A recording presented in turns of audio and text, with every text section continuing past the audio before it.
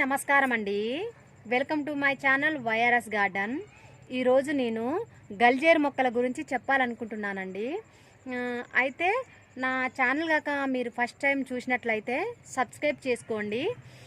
అయితే టాపిక్లోకి వెళ్ళిపోదాము. గల్జేరు మొక్కలలో 2 రకాలు ఉన్నాయండి. అవి ఒకటి తెల్ల గల్జేరు, ఒకటి ఎర్ర గల్జేరు అనమాట. చూసారా ఎంత ఫ్రెష్గా పెరిగిందో నా తోటలోని గల్జేరు మొక్క. ఇది తెల్ల గల్జేరు బకెట్లో ఇంత నేచురల్గా పెరిగిందండి. ఈ మొక్క మనము విత్తనం వేసి పెంచుకునేది కాదనమాట.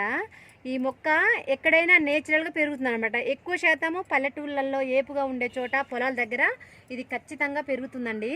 ఈ మొక్క వల్ల చాలా ఉపయోగాలు ఉన్నాయండి. అవి ఏమిటి అని అంటే, ఆరోగ్య నిపుణులు చెప్తున్నారు, ఈ కూరగాక మనము తిన్నట్లయినా లేదా పరిగడుపున ఇది ఏరుతో సహా పీకి నీళ్ళలో వేడి చేసుకొని తాగినట్లయితే డయాలసిస్ ఉన్న వాళ్ళకి ఇవి చాలా ఉపయోగాలు ఉన్నాయండి. చాలా ఆరోగ్యం బాగుంటుంది.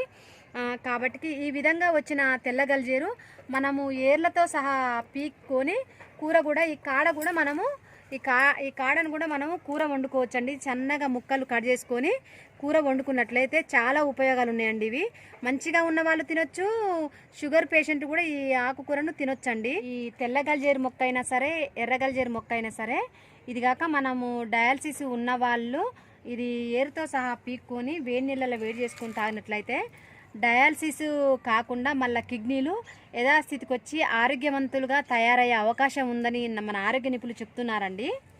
గార్డెన్లో పెరిగిన మొక్కలు ఇవి పిచ్చి మొక్కలు అనేసి తీసి పడేయకుండా ఇవి కనుక మనము ఇంట్లో వంట చేసుకొని తిన్నట్లయితే చాలా ఆరోగ్యంగా ఉంటామండి.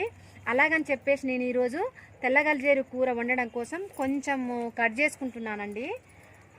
ఈ వీడియో కనుక మీకు నచ్చినట్లయితే లైక్ చేయండి, షేర్ చేయండి, సబ్స్క్రైబ్ చేసుకోండి. అందరికీ చాలా థ్యాంక్ యూ అండి.